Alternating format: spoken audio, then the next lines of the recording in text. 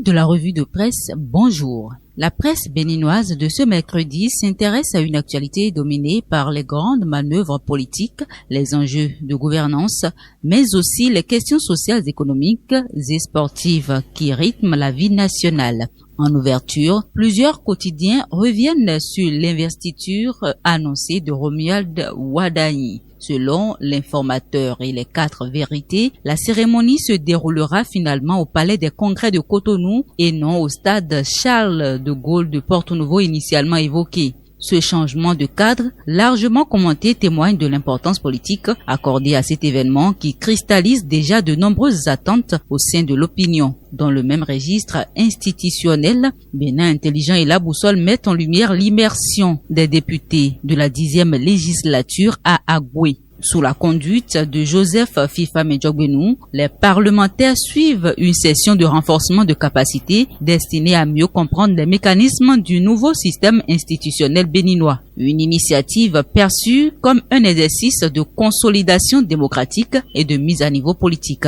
L'actualité judiciaire reste également au cœur des débats. Plusieurs journaux, notamment les 4 vérités, Le Matinal et Gaskiani Info rapportent la condamnation de Soumaïla Sounomboké par la Criette. L'ex-député écope de 5 ans de prison ferme et d'une amende de 10 millions de francs CFA. Par ailleurs, le Matinal annonce le départ du premier contingent de pèlerins béninois vers l'Arabie Saoudite dans le cadre du Hajj 2026. Au total, 342 fidèles ont quitté le Bénin hier afin d'accomplir le 5e pilier de l'islam. Sur le terrain social, Gaskiani Info s'attaque au phénomène de l'injure publique présenté comme un fléau du quotidien qui fragilise progressivement le vivre ensemble et la cohésion sociale. L'économie béninoise, elle, continue de susciter un intérêt particulier dans les colonnes des journaux. Matin Libre et la Nouvelle Tribune saluent les performances grandissantes de la GDIZ, devenue selon eux un véritable levier de diversification économique et d'industrialisation. Pendant ce temps, Fraternité et Le Matinal annoncent la remise de 16 véhicules au gouvernement dans le cadre du programme Weziza Éduc destiné à renforcer l'encadrement scolaire et les capacités opérationnelles du système éducatif. Sur le plan économique, Matin Libre dénonce les pratiques jugées abusives dans le secteur immobilier, notamment les commissions excessives imposées par certains acteurs. Le quotidien appelle à une mise en place d'un numéro vert afin de mieux encadrer le domaine et recueillir les dénonciations des citoyens. Les préoccupations sanitaires ne sont pas en reste.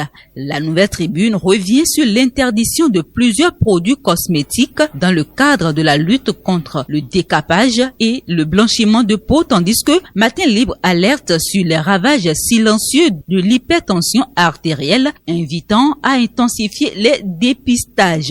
À l'international, Fraternité met en avant l'invitation adressée à Romuald Wadani pour participer au 4e Forum Afrique-Inde prévu le 31 mai prochain.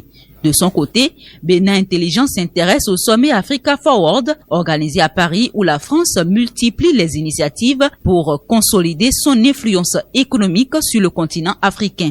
Dans un autre registre diplomatique, la Nouvelle Tribune évoque le rapprochement stratégique entre le Bénin et Israël autour d'une coopération alliant ressources naturelles et technologies de pointe.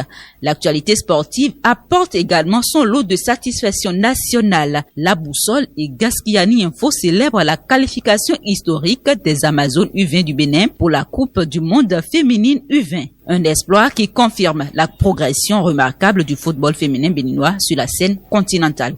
Fin de la revue de presse. Diana Teko, merci de nous avoir suivis.